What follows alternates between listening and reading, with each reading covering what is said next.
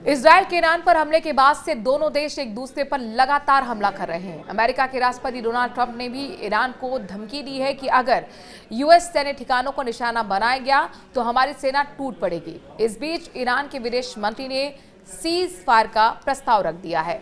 Iran के विदेश मंत्री अब्बास अरागची ने हाल ही में विदेशी राजनयिकों के साथ एक बैठक में स्पष्ट किया है कि ईरान का सैन्य जवाब पूरी तरह वैध है।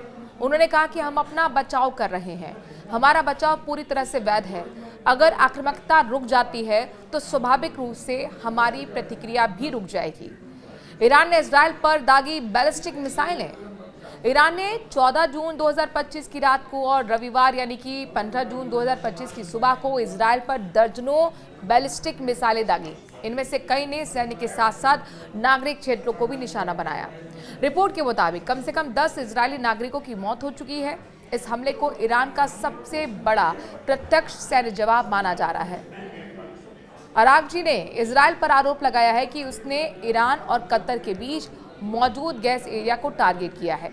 उन्होंने इस हमले को आक्रामक और खतरनाक बताया।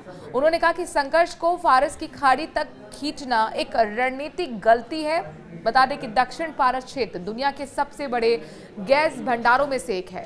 अगर संघर्ष वहां तक फैलता है तो ये वैश्विक ऊर्जा आपूर्ति को खतरे में डाल सकता है। इजरायल हमला एक सोची समझी रणनीति है, सवाल ये भी है।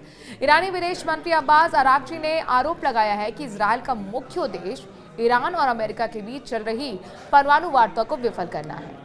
रविवार को छठे दौर की वार्ता में एक प्रस्ताव पेश होना था जो अब रद्द हो चुका है। उन्होंने अमेरिका का बिना नाम लिए कहा कि इजरायल का हमला समर्थन के बिना नहीं होता है।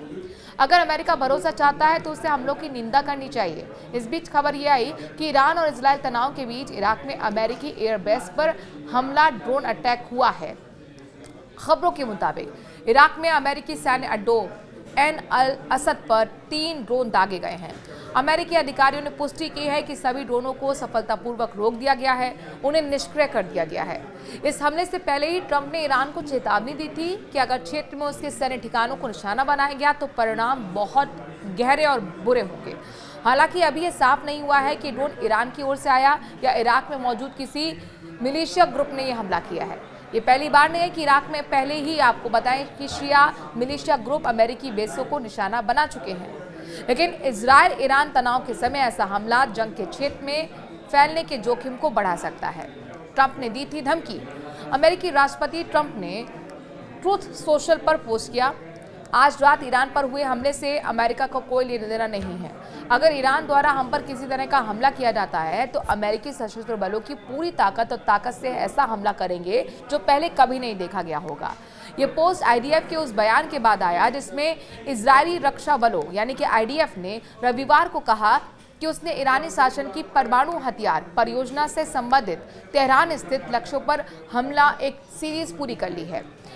ईरान ने दी थी अमेरिकी ठिकानों पर हमलों की धमकी। इससे पहले ईरान धमकी दे चुका है कि उस पर हमला करने के लिए अगर क्षेत्र में मौजूद अमेरिकी ठिकानों से इजरायल की मदद की जाती है तो वो इजरायल के साथ उन ठिकानों को भी निशाना बनाया जाएगा, जिसके बाद इस जंग के पूरे क्षेत्र में फैलने की संभावना बढ़ गई है।